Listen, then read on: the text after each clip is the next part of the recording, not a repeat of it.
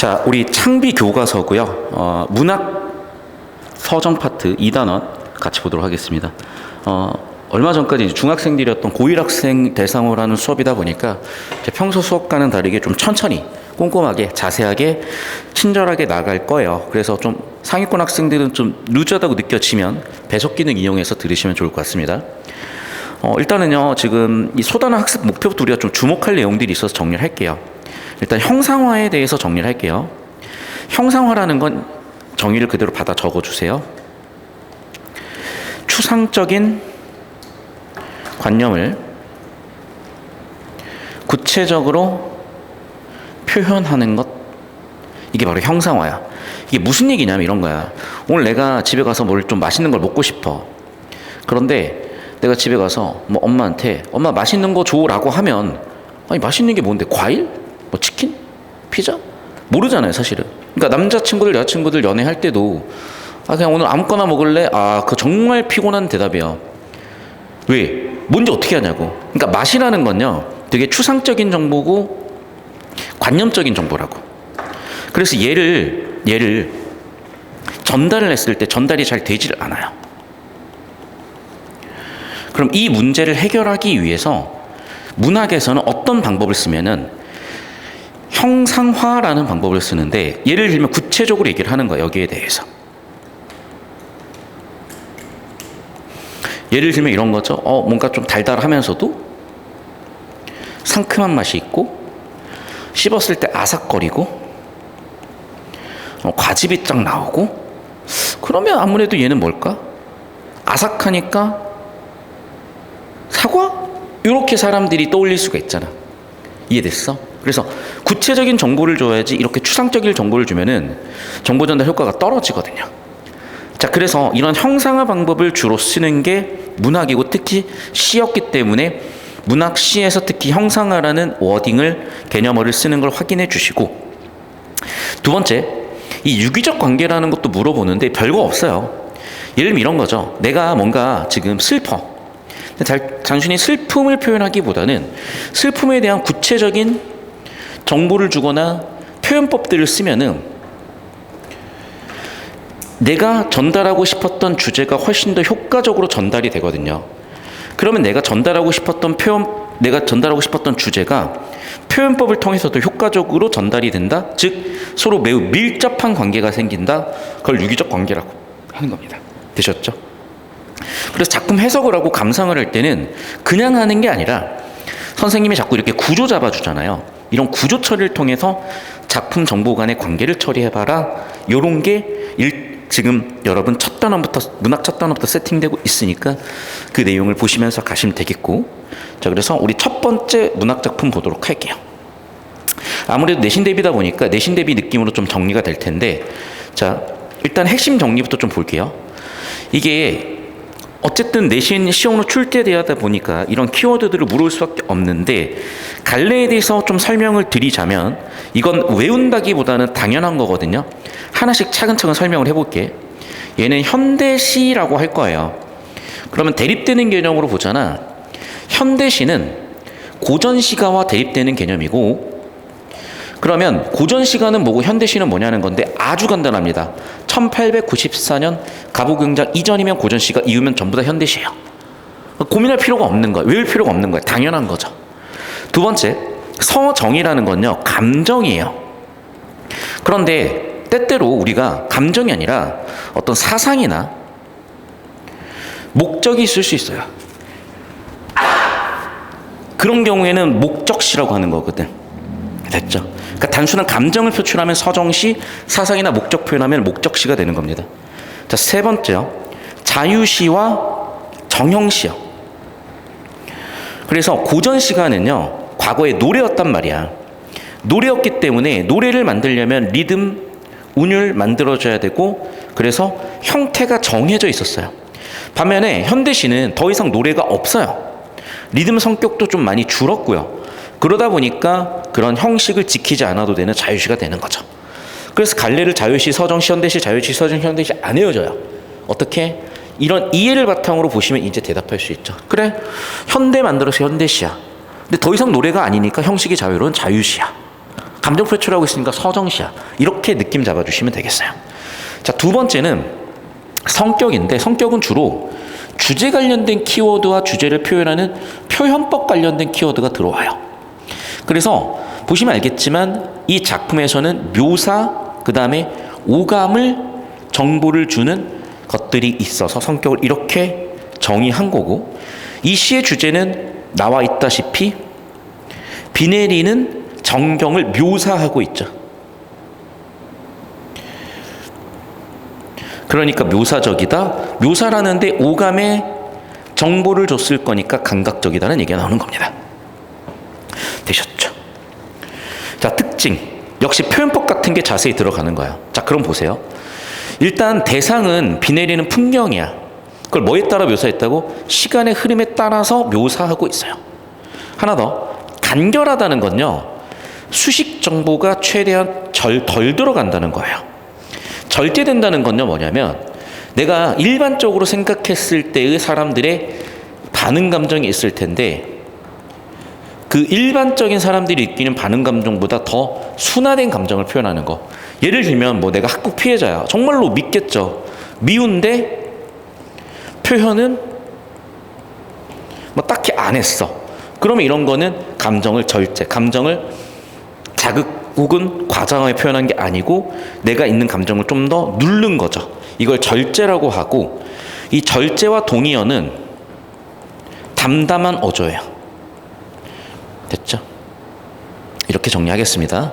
자, 그럼 이런 내용들을 우리가 작품에서 찾아봐야 될 거고요. 같이 한번 찾아보도록 하고, 이게 내신 수업하고 겹치는 내용들이 많겠지만, 자, 제가 바라는 건 이거예요. 어차피 여러분이 따로 의식적으로 신경 써서 국어공부를 하기 힘듭니다.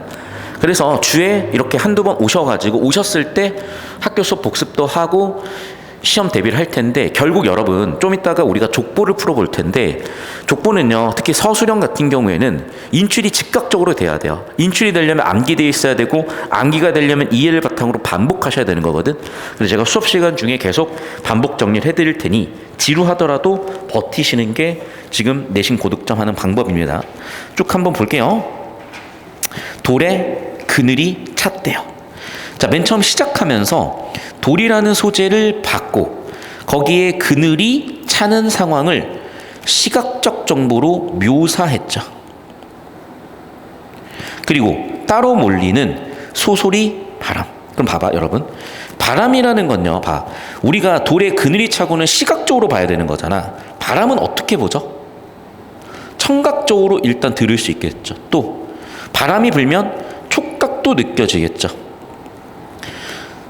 그런데 때때로 바람 때문에 흔들리는 게 보인다면 그건 시각이 될 수도 있어. 근데 여기는 지금 보세요. 소소리라는 걸 봤을 때는 소소리 뭔가 의성의태어인가 싶었으면 이쪽이 될 수도 있을 것 같고, 좀 더 읽어볼게요. 앞섰거니 하면서 꼬리치 날리어 세우고. 그럼 봐봐, 지금 돌에 그늘이 찼고 바람이 불고 앞섰거니 하면서 꼬리치 날리며 세우는 뭔가가 있죠. 그 뭔가가 뭐냐고. 그래, 그게 바로 글의 제목 비였던 거죠. 즉 비가 오는 상황을 묘사하고 있는 거야. 그러니까 그렇구나, 비가 오는 상황. 왜 그늘이 찼어요? 아마도 먹구름이 끼니까. 아마도 먹구름이 끼면서 이제 비가 올 때는 뭔가 같이 바람도 불잖아요. 그러면 이제 비가 오는 장면을 묘사하는 거죠. 꼬리치 날리며 세운다. 비가 내리는 모습을 꼬리치 날리며 세우고에 묘사했고 비유했겠구나. 그리고 이건 당연히 시각 정보로 보이는 거니까 시각 정보로 봤겠죠. 다리가 까칠하대. 여러분, 까칠하다는 거 역시 시각 정보보다는 손으로 이렇게 느껴봐야 되는 거잖아요. 이건 촉각 정보죠. 그럼 그렇게 산새들이 비가 오니까 어떻게 도망가야지. 산새들 날아가는 모습도 보겠죠.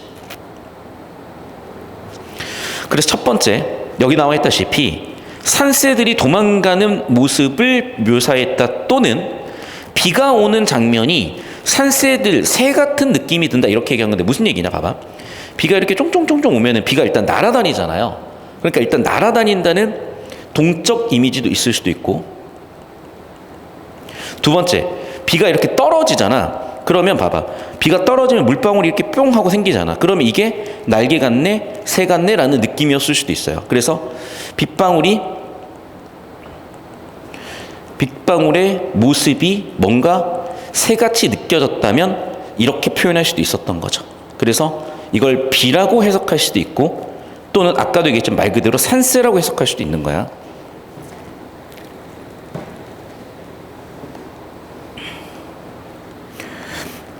자, 그럼 봐봐. 이제 여울지어 순척한 흰 물살. 그래, 이제 비가 왔기 때문에 물살로 흘러야 되는데, 비가요 처음에 왔을 때는 이렇게 뭔가 흔적도 없다가, 그러니까 맨 처음 봐봐, 비가 그냥 오기 시작할 때는 그냥 지면이 젖어 있죠. 오늘 하필이면 비가 왔네. 근데 봐봐, 비가 엄청 오다 보면요 슬슬 도로나 어떤 땅 위에 뭔가 흐름이 생기잖아. 그런데 그게 막 강처럼 대단한 게 아니라 조금 작잖아요. 그러니까 그런 수척한 흰물살이라고, 아직은 세력이 크지 않은 빗물의 흐름을 얘기하는 거죠. 그러면 그런 빗물 흐름들이 이렇게 갈갈이 손가락 펴는 장면을 시각적으로 묘사하고 있죠, 계속. 그리고 비가 멈췄다가 많이 왔다가 하는 그런 비에 오는 상황을 또 느낌적으로 얘기하고 있고. 그럼 봐봐, 갑자기 입이 나왔다. 아마도 이거죠. 비가 떨어지면 나뭇잎에 부딪히니까 그 얘기를 하는 걸 수도 있고, 또는 빗방울 자체가 잎처럼 흘러내린다, 떨어진다라고 본다면 빗방울 자체를 묘사한 거라고 볼 수도 있겠죠. 다시 한번, 빗방울이 나뭇잎에 떨어지는 장면, 잎 하나하나를 빗방울이 밟고 간다라고 묘사한 걸 수도 있어. 소리가 나니까 소란이라는 청각 정보를 줬다고 볼 수도 있겠고, 또는 빗방울 자체가 떨어지는 모습을 이렇게 얘기한 거로 볼 수도 있겠어요. 결국 정리하면 뭡니까? 네, 비가 내리는 장면을 묘사하고 있죠. 자, 그럼 여기서 비가 내리는 장면을 이렇게 묘사했기 때문에 여기서 질문할 포인트들을 설명을 하는 첫 번째, 이런 감각 정보예요. 그러니까 감각 정보라는 거는 오감, 시각, 청각, 후각, 미각, 촉각 같은 게 있죠.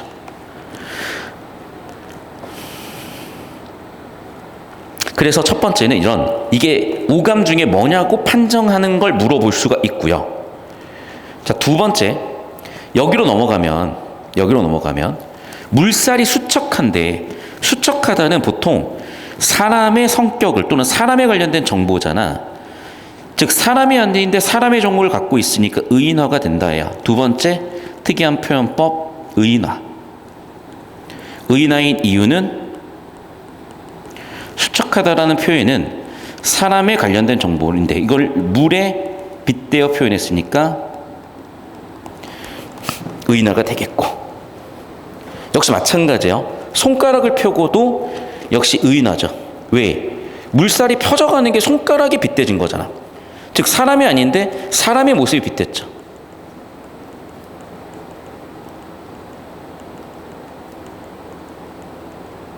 됐죠? 다시, 물살은 사람이 아닌데 물을 사람이 빗댔죠.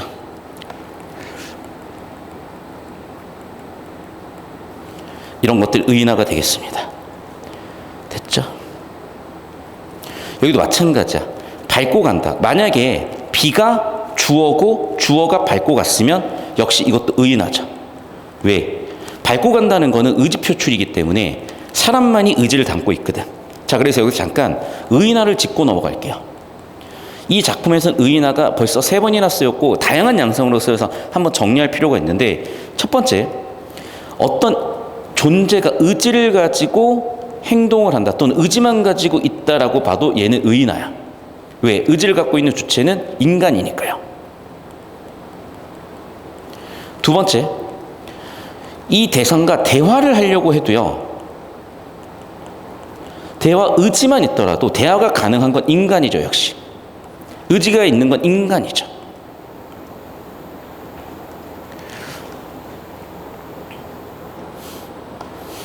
자, 세 번째, 인간에 관련된 속성들이 부여될 때요. 그래서 아까도 다시 한번 얘기하지만 수척하다는 인간의 속성이죠.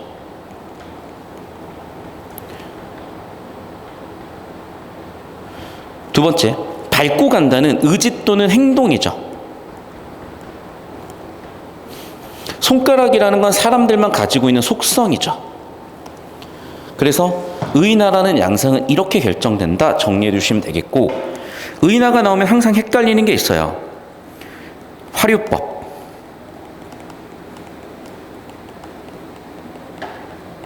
화류법은 뭐냐면 그냥 무생물을 생물로 빗대는 거야.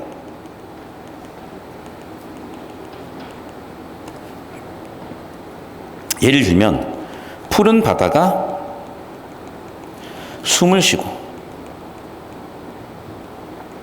바다라는 건 무생물이잖아요. 하지만 바다가 숨을 쉰다, 생명에 관련된 성격을 부여했으니까 이런 게 화류법입니다. 이 정도 정리해 놓을게요. 됐죠?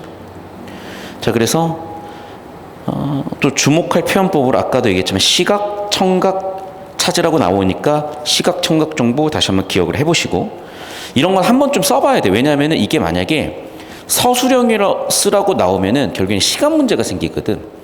그래서 100% 외울 수는 없더라도 반복해서 손으로 써줌으로써 머릿속에 박아두시면 객관식 선지나 주관식 선지에서 바로바로 인출이 될 거예요. 청각적 표현 소란히 기억하시면 되겠고, 자, 비유적 표현도 항상 출제가 될 수 있는데, 비례니는 모습이 꼴이나 걸음걸이에 빗대어졌다. 빗물의 물줄기가 수척하다 손가락 같은 의인화된 비유를 통해서 표현이 됐다. 비의 모습이 잎에 내릴 때 밟고 간다라는 의인화된 정보로서 표현했다. 이 느낌 보시면 되겠습니다. 그래서 시간의 흐름에 따라서 장면들이 전개되는 걸 보여주고 있구나. 시간에 따라서 장면 전개 보여주고 있구나. 이것도 개념어예요. 시상 전개가 뭐냐면 시인의 생각 상념이야. 그래서 시상이에요. 그럼 시인의 생각 상념이 전개되는 거고, 그럼 그건 어떻게 됐다고? 비가 내리는 과정이나 시간에 따라서 전개되고 있구나. 이런 것도 당연히 객관식 서술형 선지로 출제될 수 있겠죠. 자, 필기 다 하셨죠? 오케이, 정리하고 넘어가겠습니다. 자, 그 다음에 이제 이거는 뭐냐면 이거야. 우리가 작품을 해석할 때 어떤 과정을 거칠 수 있냐를 연습을 시키는 건데, 첫 번째, 소재 같은 거를 먼저 확인해 보는 거예요. 그러면 이런 소재들을 나열하고 있죠. 근데 결국 이 소재들은 전부 다 뭐라고? 비가 내리는 상황에 대한 소재들이었죠. 그래서 첫 번째, 비가 내리기 직전에 구름 끼는 장면을 묘사하고 있고, 비가 시작되고 있고, 비가 충분히 내린 다음에는 비가 물이 되어서 이제 바닥에서 흐르고 있는 거고, 동시에 고개를 좀 들어보니까 다시 한번 비가 내리면서 나무 잎을 두들기는 모습까지 보였을 겁니다. 그래서 이런 내용들 결국 묻게 되는 거고, 아까도 얘기했죠. 시상전개 방식이요. 그러니까 이걸 쓸 수 있어야 된다고. 기억나죠? 첫 번째 뭐가 있었다고? 네. 비 내리는 과정과 또는 시간에 따라 시상 전개하고 있다. 이런 느낌이면 되겠습니다. 추가적으로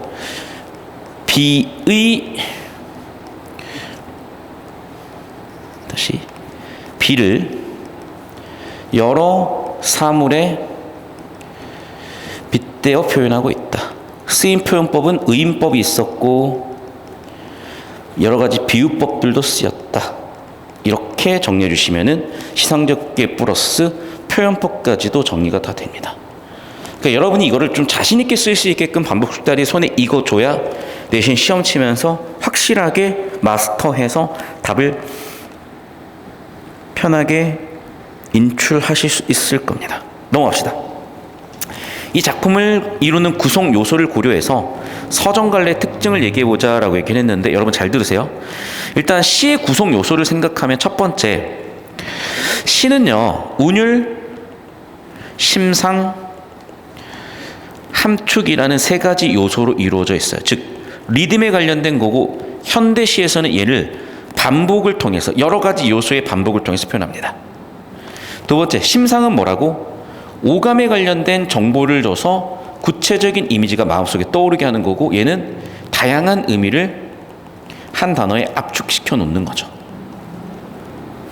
자, 그럼 서정관례의 특징인데 봐봐. 이 작품의 내용을 산문으로 바꿔 쓰겠대요. 그러면 뭐가 해체되는 거냐? 운율이 해체되는 거죠.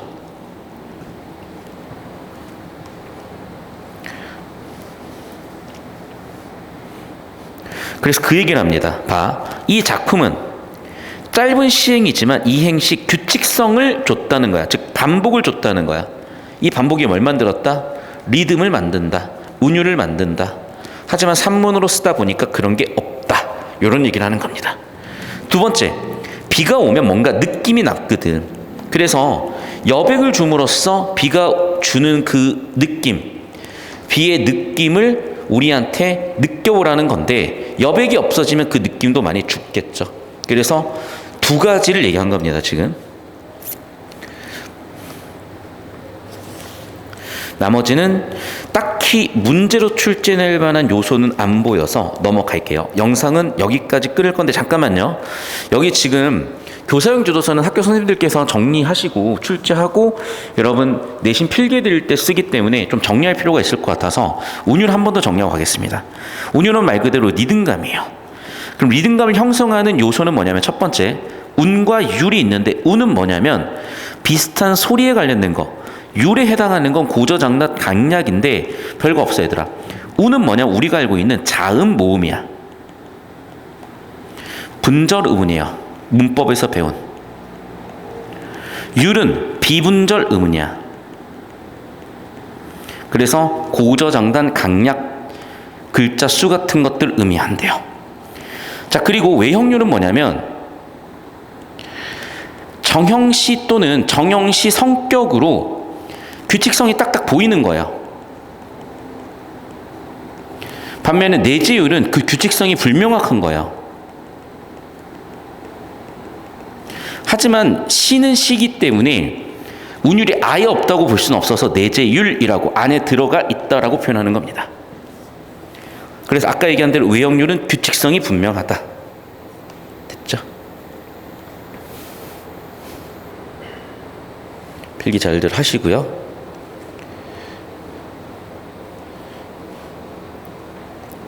자, 상징 볼게. 상징은 예를 들면 이런 거예요. 좀 읽어보셔야 되는데, 예를 들면 잘 들어. 상징은요, 내가 원래 의도가 있고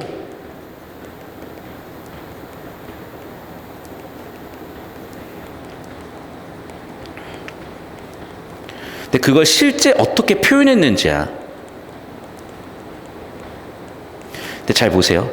비유 같은 경우에는 일반적으로 둘 다 드러나요. 그래서 예를 들면 뭐 백옥 같은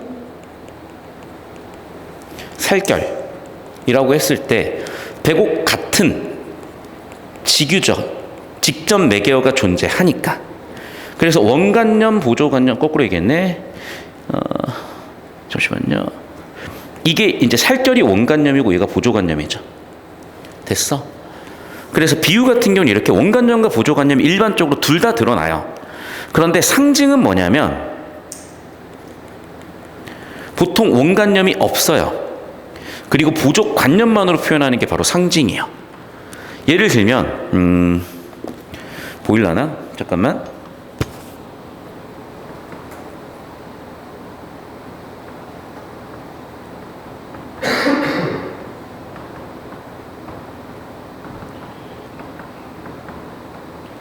우리가 딱 얘를 보자마자 머릿속에 떠오르잖아요. 우리가 딱 얘를 보면 머릿속에 떠오르잖아. 애플. 근데 우리가 알고 있는 그 사과 애플이 아니라 IT 회사 애플이잖아요. 요런 거야. 이런 로고 같은 게 상징입니다. 그러니까 상징은요 뭐냐면, 원래는 우리가 표현하려고 했던 게 애플이라는 기업이고 또는 아이폰인데, 여기에 대한 정보는 하나도 없이 그냥 뭐 딸랑 사과 하나 그려져 있어. 딸랑 사과 하나 그려져 있어. 이런 게 상징이라고 보시면 돼요. 됐어? 그래서 원관념 숨기고 보조관념만으로 표현하는 게 상징이다. 원관념을 숨기고 보조관념만으로 표현하는 것이 상징이다. 일반적으로 그래요. 그러니까 비유 같은 경우에는 다시 한번 얘기하지만 원관념, 보조관념 둘 다 늘어나지만 상징 같은 경우에는 원관념 없이 보조관념만으로 표현한다고요. 이 차이를 알고 계시면 되겠어요. 영상 끊습니다. 비유와 자, 그래서 아까 봤었던 그 서정 장르의 이론과 구성 요소 얘기하고 있고, 아까 얘기한 대로 운율, 심상, 함축이 세 가지 요소고, 다시 한번 얘기하자면 운율적 특징으로서 규칙을 줘서 리듬감을 줬다. 시각, 청각 정보로 마음에 떠오르는 그림, 마음에 떠오르는 상, 심상을 줬다. 아까도 얘기했지만 한축적인 의미로서 비 내리는 전경, 주제를 비 한 단어로, 한 음절로 표현하고 있다. 이런 걸 얘기 드리는 겁니다. 자, 영상은 끊겠습니다. 자, 오늘 서사 장르 삼포 가는 길입니다. 아까도 나와 있지만 계속해서 형상화와 유기적 관계에 대한 얘기를 하는 부분인데, 이미 우리가 앞선 단원을 설명했으니까 자세히 설명은 하지 않겠습니다. 다만 서사 장르의 구성 요소가 조금 차이가 있어 설명을 드리면, 소설의 3요소는 주제, 구성, 문체고요. 여기서 문체라고 함은 작가의 스타일이에요. 그래서 얘는 예술적 가치에 대한 얘기고, 그래서 출제는 잘 안 되죠. 문제를 못 만들어요, 사실은. 그럼 주제나 구성인데, 주제는 주제 의식으로 표현이 될 것이고, 실질적으로 작품 해설이나 감상에는 구성의 3요소가 들어오죠. 구성의 3요소가 여러분이 그렇게 외웠던 인사하는 인사배예요. 그래서 인물, 사건, 배경이요. 이런 요소들을 가지고 작품을 읽어나가는 연습을 하셔야 되고, 결국 이것들이 각각 관련을 맺는다는 거야. 무슨 얘기냐? 어떤 인물들이 존재하면 혼자만 있진 않아. 그러면 이 둘 사이든 아니면 이 개인 내부든 뭔가 사건 갈등이 생겨나고, 그 연세가 서사 줄거리, 그리고 그걸 둘러싸고 있는 시공간 배경에 의해서 의미 형성이 돼. 결국 이 소설 구성의 3요소나 주제까지도 모두 밀접한 관련성이 있구나. 그게 유기적으로 결합되어 있구나. 그럼 이거를 구조적으로 처리해가지고 유기적 관계를 읽어내는 것도 되게 중요하구나. 이런 겁니다. 자, 필기 잘 하시고, 자, 바로 삼포 가는 길로 들어가 볼게요. 자, 일단은 작품 해설부터 좀 볼게요. 삼포 가는 일의 시간적 배경 1970년대입니다. 산업화요. 얘기했죠, 그러니까 지금 산업혁명이 길게 보면 300년에 걸쳐서 이루어졌다고 보거든, 영국 같은 경우에는. 근데 우리나라는요, 60년대부터 70년대, 80년대, 90년대 30년 만에 산업혁명을 겪어요. 그러니까 10분의 1로 압축 성장과 10분의 1로 압축된 경험을 하다 보니까 사실은 사람들이 굉장히 적응하기 힘들었고, 굉장히 피곤해지고 힘들어졌죠. 이 과정에서 우리는 인간성을 되게 어렵게 느낄 수밖에 없고 피폐해질 수밖에 없었거든. 이런 얘기를 하는 겁니다. 더군다나 이촌향도라는 상황들. 왜냐하면 사실은 고향이 그래도 나한테 마음의 고향이자 편안함을 주는 곳이었는데 그런 곳이 없어진다는 거예요. 길에서 우연히 만난 세 인물은 떠돌이 노동자, 술집 작부, 고향을 떠나 타지를 돌고 있는 그런 사람들이고, 이들은 동행을 해요. 그리고 정도 나눕니다. 그러면서 작가의 생각은 이 사람들한테 좀 따뜻한 시선을 보내달라. 결국 정리하면 뭐냐? 급격한 산업혁명 과정에서 공동체 삶이 파괴되고 이게 우리 인간을 얼마나 힘들게 만들었는지를 보여주고 있습니다. 이게 왜 그러냐면 중요한 거야. 잘 들어, 얘들아. 우리가요, 정신적으로 아프기도 하고 육체적으로 아프기도 해요. 그런데 아프더라도 아픔의 이유를 알면 해결할 수가 있거든.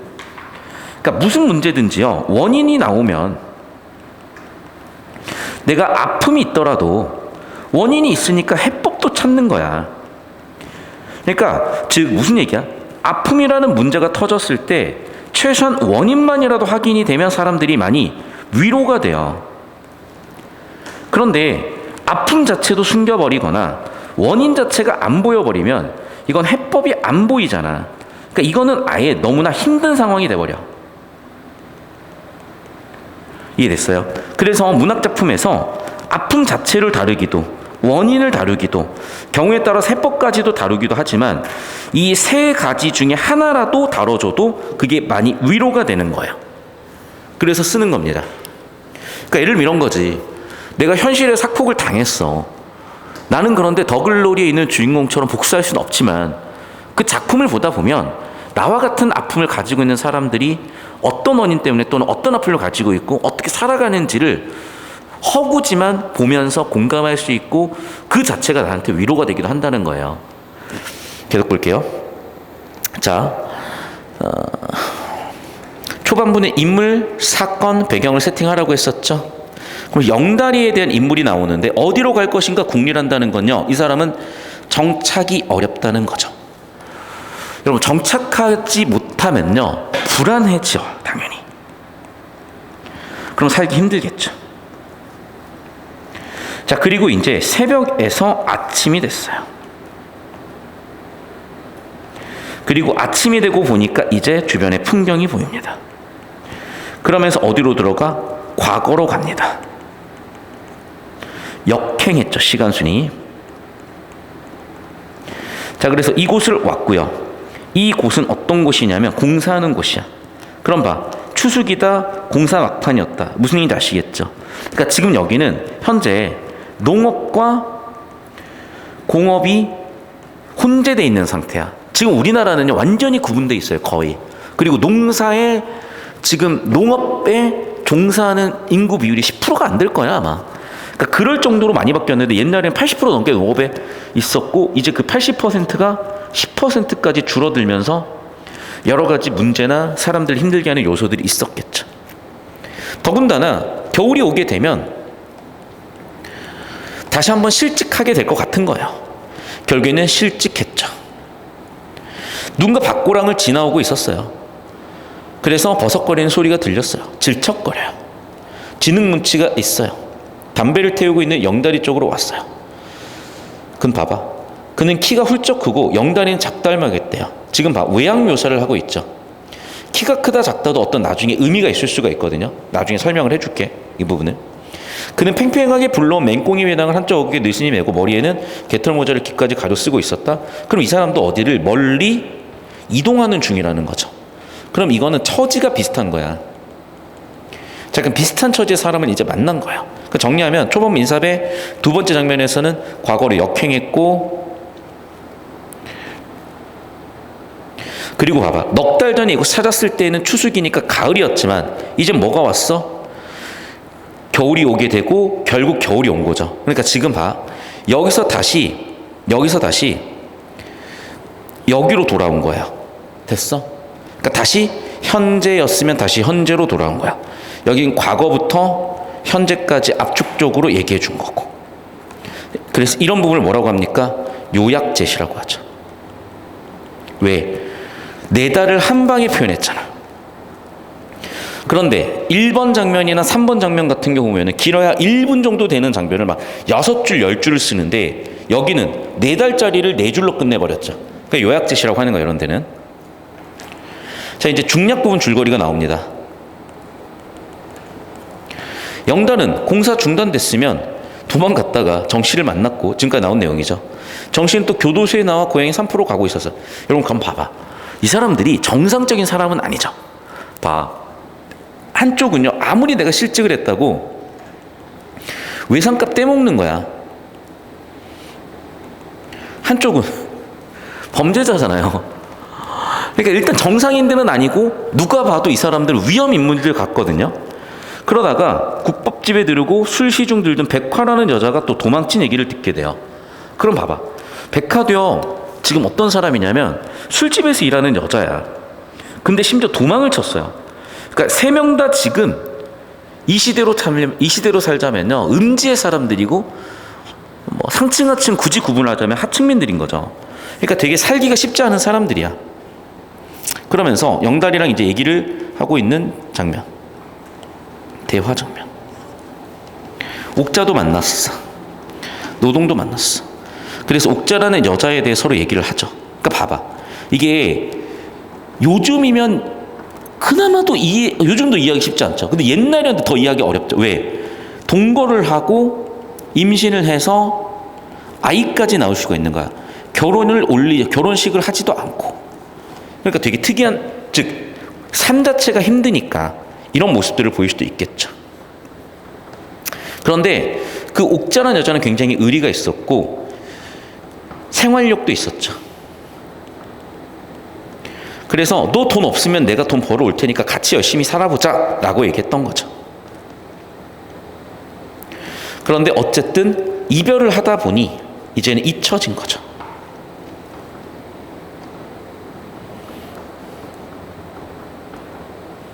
그리고 공사장에서 일하고 있는 거는 지금 아마도 주인공 같은 영달의 얘기인 거고, 지금 영달의 스토리를 들려주고 있는 상황입니다. 여기까지.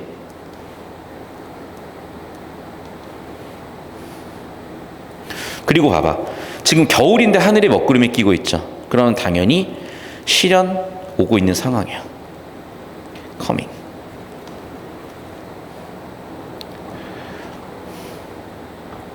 그리고 지금 이 동네에서 뚱뚱부 여자한테서 도망간 여자가 있었어. 그러니까 옛날에는 어땠냐면 여러분, 요즘도 있긴 한데, 그러니까 여러분이 이제 20살 이후에 정말 조심하셔야 돼요. 그러니까 남학생도 그렇고 여학생도 그렇고. 이제 어떤 일이냐, 예를 들면 빚이 있는 거지. 빚 때문에 이걸 빚을 갚아야 되고요. 근데 실제로 빚이 만약에 고리가 들어가면 빚을 갚을 수가 없어요. 그러면 너 빚 못 갚았으니까 여기서 몸으로 떼어가 되는 거야. 그래서 노동력 착취가 되는 거죠. 그러니까 이런 구조에 처하면 안 되는 거거든. 그러니까 이게 뭐 빚 때문에 그랬을 수도 있고 다른 이유가 있을 수도 있겠죠. 근데 보통은 이런 경우 이 문제를 해결하기 위해서 도망을 가거든. 그러면서 야, 너 그 도망간 여자 보면 우리한테 얘기 좀 해줘 라고 얘기하는 거죠. 됐죠. 넘어갑시다. 그래서 샵4 중략 줄거리고, 샵 5는 이제 이 사람들이 동행하게 돼요. 영달과 정씨가. 그리고 각자의 스토리를 서로 주고받았고, 여기에 백화라는 여자에 대한 정보도 들어온 상태입니다. 계속 가봅시다.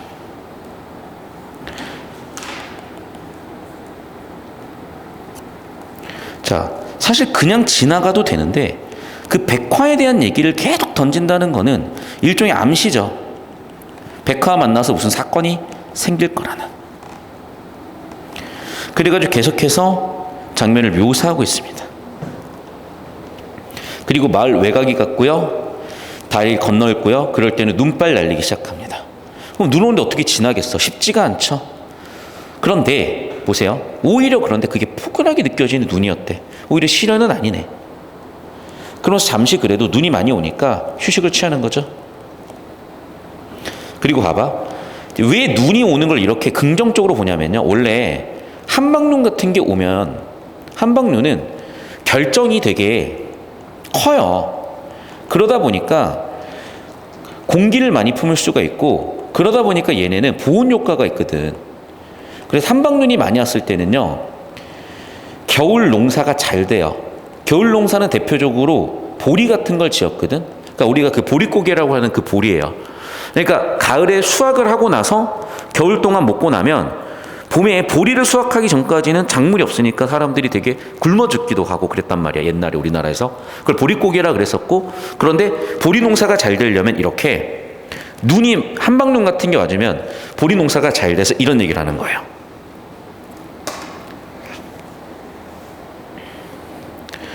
그리고 또 노인 한 명 나왔고요. 길을 물어봤습니다. 그리고 문제가 있다는 얘기를 하고죠. 그러면 아랫길을 가면 어떡해요? 뭐 그래도 거기는 얼출 쪽은 아니지만은 뭐 이동을 할 수 있지라고 얘기를 했고, 계속 봅시다. 일단은 철도를 가야 이동이 될 거니까 철도 갑니까? 오케이. 그러면 일단은 감천으로 갈게요 라고 해결 방법을 찾았죠. 자, 또 중력 줄거리 17번 볼게요. 그리고 백화를 우연히 만났습니다. 백화는 집으로 가요. 그럼 보세요. 지금 백화를 데리고 원래 곳으로 잡아다 주면 이 사람들은 1번 보상을 받을 수가 있고, 보상?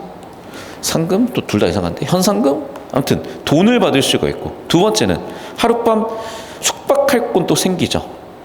근데 이런 이득은 별로 중요하지가 않은 거야. 왜? 결국 백화도 정씨도 영달도 다 뭐야? 같은 처지예요.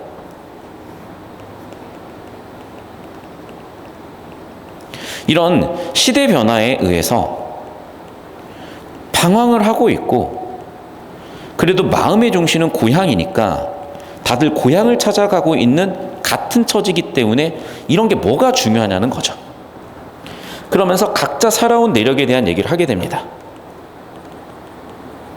자, 그러면 아까 영달의 얘기는 조금 나왔으니까 이제 정신아, 왜냐면 정신은 범죄자잖아. 감옥에서 나왔으니까. 백화는 술집에서 일하다 도망 나왔죠. 충분히 얘기할 만하죠. 그러면서 감옥 얘기니까 이제 정씨의 얘기죠.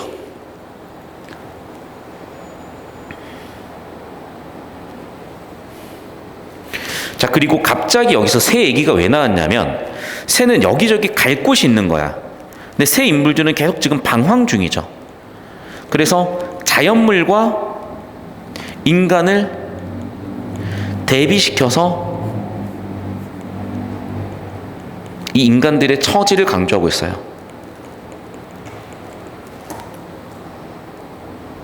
그러면서 그 시절이니까 백화는 시집갈 생각을 한 거예요. 시집갈 생각을 한 게 아니라 사람들이 시집을 가라고 한 거야. 그랬더니 시집은 거부했어요. 그럼 뭐가 있어야죠. 농사나 들 거예요. 동생들도 많아요. 계속해서 볼게. 백화가 지금 힘든 상황이야.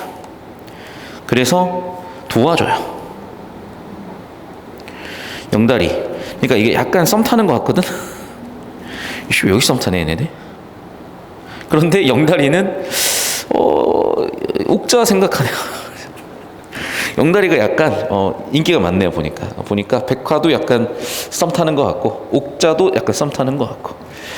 그러면서 가만히 있으면 되는데 참 여자들 어깨 넓은 남자 좋아하는 것 같아. 어깨가 넓대. 야, 3인분이네 어깨가. 계속 볼게. 자, 하나 더 얘기할게.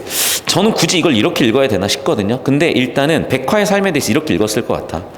고향으로 돌아가지만 고향에 가도 어떻게 돼야 돼? 동생들을 돌봐야 되는 삶인 거야. 그러니까 즉 고향을 가더라도 안식보다 삶의 무게가 있는 거고, 아마도 이걸 돈 벌기 위해서 술집에서 일한 거 아닐까. 근데 술집이 너무 힘드니까 지금 도망가는 거 아닐까 싶기도 하고. 첫 번째 해석은 그거예요. 두 번째 해석은 뭐냐면, 그렇기 때문에 결혼을 안 한다는 거죠. 왜? 어차피 내가 남자 쪽에 짐이 될 거라고 생각할 수 있으니까. 그러면 백화도 굉장히 성격이 괜찮은 사람이죠. 막 흥청망청 돈 쓰려고 노는 게 좋아서 술집에서 일하는 게 아니라 동생들을 위해서니까. 그리고 결혼을 안 하겠다는 것도 사실은 남자한테 짐이 될 거를 배려해서면은 굉장히 괜찮은 성격이고, 이렇게 그려지면 둘의 썸이 좀 더 타당성이 생기기 때문에 아마 결말부에 또 그런 게 나오지 않을까. 계속 봅시다. 그러면서 여기 상남자 츤데레야. 얻고 가면서 뭐 가볍다 무겁다, 야 너 큰수가 작아 뭐 이러면서 얘기를 한 거겠지. 계속 볼게요. 그러니까 여자가 칭찬을 했잖아. 이거 뭐 어깨가 이거 뭐 3인분이에요? 뭐 이러니까, 야 네가 가벼워서 그런 거야 뭐 이러면서 또 괜히 쑥스러우니까 겸손한 표현을 한 겁니다. 계속 볼게요. 7십 중에 이제 감천에 드디어 왔네요. 장이 섰었다가 파장된 거야. 그럼 봐봐, 시끄러웠다가 지금 잦아들게 된 거잖아. 하지만 여전히 흥청대는 분위기는 남아있죠. 그러면 이 분위기가 또 반전을 던질 수가 있거든. 그러네. 먹을 거 분위기가 막 맛있는 냄새나. 막 지금 파티하는 분위기야. 그러면 이제 이 사람들의 분위기도 처져 있다가 좋아질 수 있지 않을까 보면 되겠고, 아까도 얘기했었죠. 이 사람들의 처지가 동일하다고. 그러다 보니까 도움을 주는 거죠. 이걸 동일시라고도 할 수 있겠고, 감정이 비슷하다, 유대감이라고 할 수도 있겠죠. 자, 그래서 백화의 고향은 전라도인가 봐요.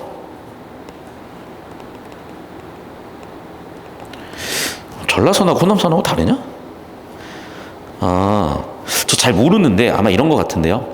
우리나라 이렇게 있으면은, 자, 서울에서 인천 경인선이고, 서울에서 신의주 경의선이고, 서울에서 부산 경부선이고, 서울에서 이쪽 가는 게 아마 호남선 또는 전라선 같은데, 호남선이 있고 하나가 빠지는 게 전라선인가 봐. 그러니까 이 사람들은 지금 갈래길에 있는 거죠. 한쪽 사람은 전라선으로 가야 되고 한쪽 사람은 호남선으로 가야 돼. 그리고 여기서도 좀 시대 상황이, 시대 환경이 나오는 것 같은데, 우리나라가 분단된 뒤로 일단은 첫 번째, 수도권에서 중심적으로 우리나라의 산업 육성이 됐었고 수출을 하려다 보니까 이쪽이 유리하잖아요. 이게 남동임해공단이야. 그러면 이 연결고리를 잡아줘야 되는 거예요. 그러니까 경부선 라인으로 발달을 하게 되고 공장도 이쪽에 서다 보니까 아무래도 전라도 출신인 사람들이 어쩔 수 없이 이촌향도에 엄청 많이 했겠죠. 요즘은 이것도 아예 바뀌어가지고 그냥 아예 서울공화국이 돼버렸잖아. 아예 전국에서 다 빨려들고 있어. 서울은 뭐 전라도 경상도 할 거 없이. 근데 과거에는 약간 전라도 쪽에서의 이촌향도가 있었기 때문에 이 사람들도 전부 다 전라도 쪽 사람 아니었나 보이네요. 기록 봅시다. 그러면서 지금 돈도 없어. 그치, 도망 나왔는데 돈 있겠어요? 에휴, 어떡해 라고 하면서 어떻게 하면서 파시룩을 따 사먹었고 영달에 내밀었고, 아이씨 존나 썸 타네. 존나 썸 타네 지금. 그러면서 지금 영다리가 야 내가 도와줄게라고 도움을 권했죠. 어차피 너 집에 가봐야 뭐 직장도 없는데 뭐 할 건데 우리 동네 와가지고 돈이라도 벌러가, 이런 느낌이고, 그 여기까지 보이는 모습은 굉장히 좀 따뜻하잖아요. 그러니까 인간적 유대감이 보이는 겁니다. 그 인간적 유대감을 어떤 행동을 통해서 표현하냐면, 일단 영다리는요 저리 꺼져 해도 되는데 굳이 백화를 얻고 가요. 백화도요 자기가 다 먹어도 되는 파시르떡을 나눠줘요. 즉 서로가 서로한테 도움을 주죠. 옆에서 보고 있던 정씨가 흐뭇했나봐. 아이고 둘이 잘 됐으면 좋겠어 라고 하면서 옆에서 자꾸 바람 잡아주는 거야. 야 둘이 사랑해, 아유 좋네 이러면서. 됐죠? 계속 갑시다. 나야 3% 가는 길이지만 뭐 그렇게 해보지 뭐 라고 하면서 정씨는 슬슬 이제 자기 위치를 알고 서로 영달한테 권유.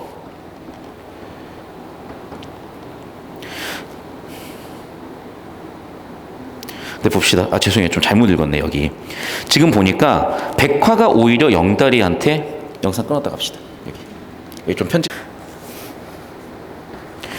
자, 이 부분 다시 설명을 할게요. 보면은 지금 주어는 백화가 영다리에게 얘기를 하는 거고요. 또 백화가 야 우리 고향에 함께 가가지고 내가 일자리 주선해 드릴게요 라고 백화가 영다리한테 보답을 하는 장면이야. 그래서 보시면 알겠지만 여기 있는 인물들은 서로 감정적으로 되게 가까워지고 있는데, 일단 첫 번째 영다리는요 백화가 발을 폈으니까 도와줬고, 백화는 그게 감사하니까 직장도 구해줄게요, 파시륵도 나눠줄게요 한 거야. 옆에서 보고 있던 정씨는 아이고 좋다, 보기 좋다, 둘이 잘 지내봐, 이렇게 된 거죠.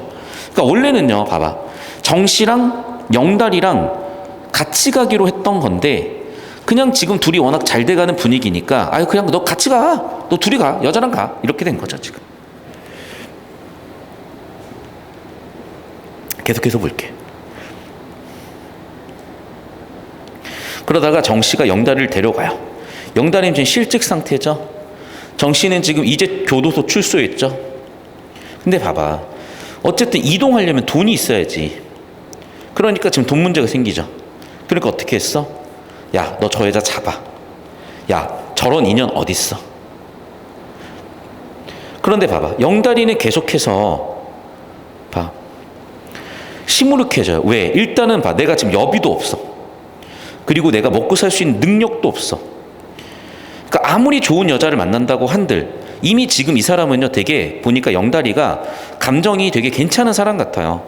그러니까 옥자라는 사람도 지금 헤어졌잖아. 그러니까 지금 이미 영다리는 아 내가 저 여자가 좋긴 한데 책임질 수 있나? 이런 고민을 하는 거죠. 이미 옥자의 경험도 있었고 그게 반복되지는 않을까? 그런 고민 아니었을까요? 백화는 뭐라고 얘기하고 있어요. 그리고 정씨는 여기서 이렇게 제안을 하죠. 대안에 대해서. 아, 너도 정착해 살아야지. 아유, 진짜 뭐 능력이 없어서 되겠어요? 그러면서 그러면 너 영달아, 너 나랑 같이 고향 가서 일단은 좀 돈을 모을래?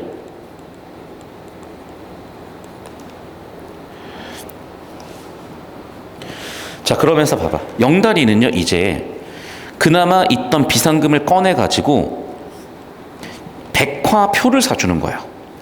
그리고 간식을 사준 거예요. 그리고 이별을 하는 거죠. 그러면서 백화는 그게 너무나 고맙죠. 그러니까 이거는 같이 가자는 얘기보다는 아쉬움이죠. 자, 그럼 봐봐. 왜 이런 그림이 그려졌냐면 이거죠. 어차피 영다리는요, 지금 백화가 좋긴 해.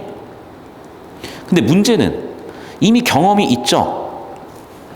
이미 옥자랑도 좋아했지만 그게 깨졌잖아. 그 깨진 이유가 뭐야? 자신의 경제력이요. 그럼 내가 백화랑 지금 사랑하고 간다고 해서 이게 해결이 돼? 안 되거든. 그 해결하려면 어떻게 해야 돼? 돈을 모아야 되고, 그러려면 차라리 정시 따라가가지고 찾아서 해결을 해야죠. 하지만 여전히 자신의 감정은 있으니까 있는 돈 전체 다 꺼내가지고 백화 돈이 없으니까 표 사주고 간식 사주고 이별하는 거예요 이제. 그러면서 백화는요, 다시 만나고 싶은 기대감, 그리고 지금까지 일에 대한 감사함. 그러면서 이름이 점례였네. 그러니까 이게 왜 중요한 거냐면 여러분 봐봐. 백화는 그러니까 뭐겠어?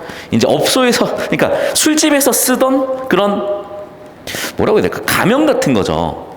그런데 그 가명이 아니라 실명, 본명을 얘기한다는 건 이제 나도 당신을 진실되게 대할게요. 당신을 진심으로 대할게요가 되는 거야 이제.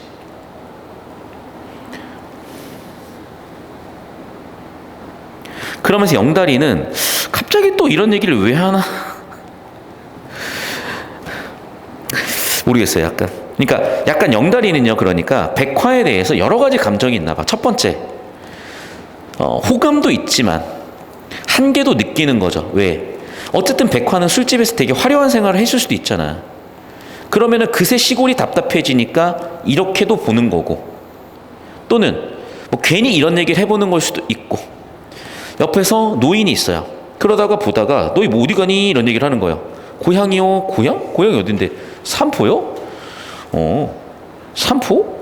아유, 거기 뭐 촌동네인데 뭐예요? 무슨 소리라는 거야. 아이고, 거기 도시예요 이제. 이렇게 된 거예요. 그래서 이 사람들이 기대했던 고향은 산업화 도시화 되기 이전에 그런 시골 느낌이었던 곳이었으나 이제는 고향도 상실해버렸죠.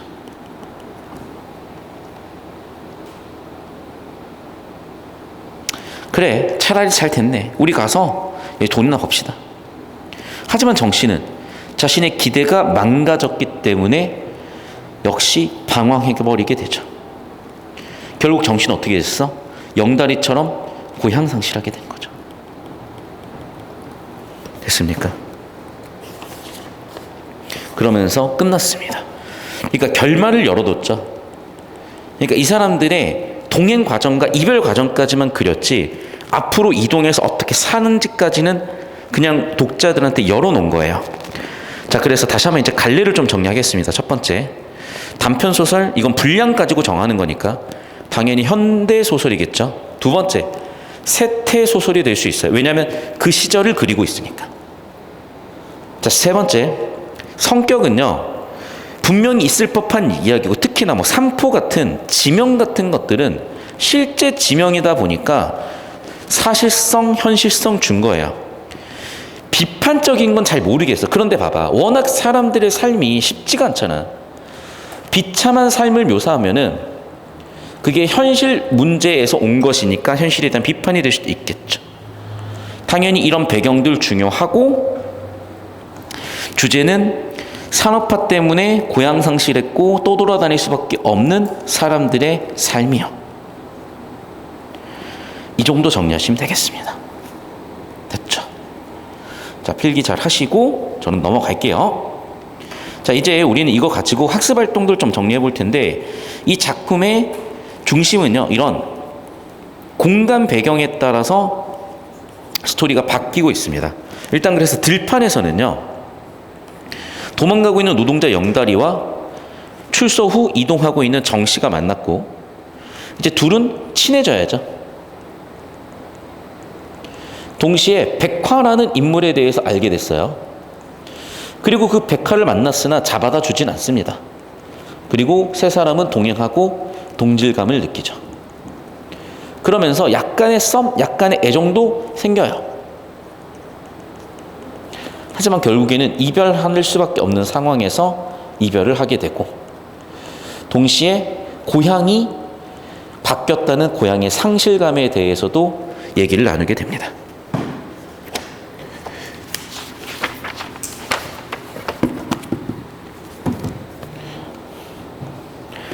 자, 그리고 이렇게 인물의 성격에 대해서 분명히 물어봅니다. 그래서 전직 교도소 그러니까 이분은 예전에 범죄자였던 거고 전과가 있는 분이고, 고향은 삼포기 때문에 영다리한테 삼포로 가자는 제안을 할 수 있었던 거죠. 영다리는 공사판 돌아다닐 수밖에 없는 노동자예요. 그러니까 정착이 어렵죠. 그리고 이미 사랑을 한 적도 있으나 사랑을 실패했던 경험 때문에 이쪽으로 가는 자신의 마음을 닫죠. 그래서 그 제안을 수용합니다. 술집에서 일하는데 이유가 있었죠. 왜? 고향의 삶이 녹록지 않으니까 동생들을 위해서 술시중을 들어야 되는 거고, 하지만 너무 힘드니까 고향으로 가는 상황에서 이 사람들의 호의에 대해서 진심으로 자신의 본명을 밝히고 있었어요. 자, 아까도 나와 있지만 길을 함께 간다는 건 어떤 의미냐? 첫 번째, 동질성. 두 번째, 동료애 또는 공동체 의식이죠. 근데 여기서 끝나면 안 되고 결국 이 사람들이 어떻게 됐냐면은 또 이별을 하잖아요. 그러니까 한계가 있는 거죠. 더군다나 같이 가기로 했었던 삼포 고향이 상실돼 버리잖아. 그래서 결국 해피엔딩은 아니에요. 왜? 이별로 끝났고 상실로 끝났으니까. 하지만 어쨌든 이 2번에 대한 답은 뇌라고 초점을 맞추시고, 하지만 결말은 작가의 주제의식은 두 가지를 다 봐야 돼요. 이것도 있지만 얘도 있다고 보셔야 돼요. 계속 보시죠. 필기하고 계시고. 자, 그래서 내신 대비로 지금 필요한 내용들 정리해드리고 있습니다. 꼼꼼하게 필기 잘 따라오시길 바라고 계속해서 볼게요. 제가 아까 얘기했었던 대로 1970년대 산업화에 대한 얘기 당연히 있고요. 당연히 장점도 있었으나 문제들 많았죠. 특히 뭐라고? 이촌향도요. 문제는 이미 자리 잡고 있는 사람과 그렇지 못한 사람들의 격차가 만들어내는 소외감. 자, 그럼 봐봐. 영달은 왜 거절을 했을까? 첫 번째, 아까도 얘기했었지만 자신의 경제적 능력이 없어요. 그럼 이미 옥자였지. 옥자 같은 경험이 반복될 거라고 본 거죠. 두 번째, 역시 경제적 이유기도 한데 그러다 보니까 내가 백화를 내가 도와줄 수 없어요. 그리고 오히려 백화는 본인도 힘들단 말이야. 그 짐이 될까 걱정을 하는 걸 수도 있죠. 자, 두 번째, 자, 삼포라는 공간 제목이죠. 그러면 정 씨가 안고 있는 문제는 뭐겠어요? 개발 전에는 고향의 이미지만 이제는 고향이 아니에요. 왜? 고향의 모습이 남아있어야 고향이지. 고향이 아닌 거야. 어떤 곳이에요? 고기를 잡는 곳이고요. 감자를 매는 곳이고요. 나룻배가 있는 곳이고요. 아름다운 삶의 공간이에요. 그러니까 이게 애초에 도시에서 태어나서 도시적 삶만 사는 친구들은 잘 몰라요.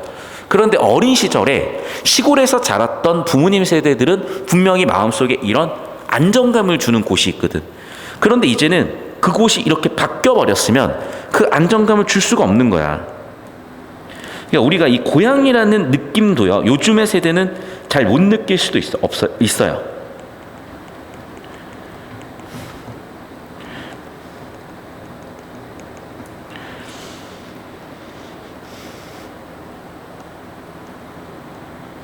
자, 그러면 중요한 건 뭐냐?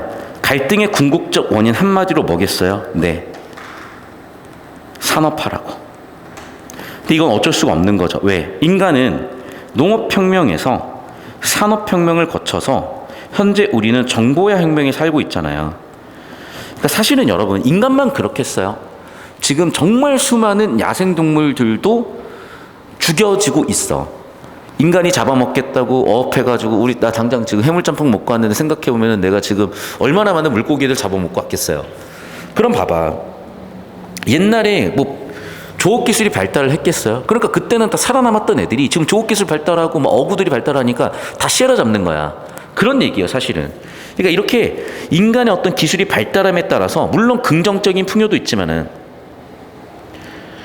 변화라는 부정적인 측면도 있는 거야. 그러니까 왜 변화가 부정적인 거냐면 적응의 문제가 생기잖아요. 더군다나 이미 사회 상층으로 편입이 된 사람들은 그냥 살아가면 되지만 이 사람들은 적응 문제가 심각해지잖아요. 가장 취약계층이 되는 거고, 그러니까 이 문제에 초점을 둔 작품인 거죠. 얘는 그냥 넘어가셔도 되는 내용이니까 넘어가도록 하겠습니다. 그 다음에 이제 시점 문제인데, 시점을 바꾸는 문제는 내신에서는 안 나올 것 같아요. 넘어갈게요. 고향에 대한 의미는 당연히 물어볼 수 있습니다. 그래서 좀 체크를 한번 해볼 건데, 내가 태어난 곳, 조상이 있던 곳, 내 마음속에 간직한 곳, 그리운 곳, 정든 곳, 처음 시작되거나 생성된 곳. 그 지금 무슨 얘기예요? 나의 본성과 본질이 존재하는 곳이거든. 그러니까 단순히 고향이 없어졌다는 게 아니라 나라는 존재 자체에 대한 규정이 없어져 버린 거예요. 그러니까 고향을 잃은 현대인들이 어마어마하게 방황할 수밖에 없었던 거죠. 그래서 이 고향이 단순히 고향이 아니라 나의 본성과 본질까지도 상실할 수 있는 상황이 벌어졌기 때문에 이렇게까지 힘들어하는 장면으로 묘사가 된 것 같습니다. 되셨죠? 요 정도면 되지 않겠어요? 그래서 아까도 얘기했지만 소설의 3요소, 주제, 구성, 문체, 제가 아까 설명드렸던 내용이고, 구성의 3요소, 인물, 사건, 배경, 정리해놓은 틀 같은 거 보이죠? 다시 한번 요점 정리는 좀 읽어보시면 될 것 같고요. 자, 여기까지 해서 서사 장르는 좀 마무리가 되었습니다. 영상 잠깐 끊겠습니다.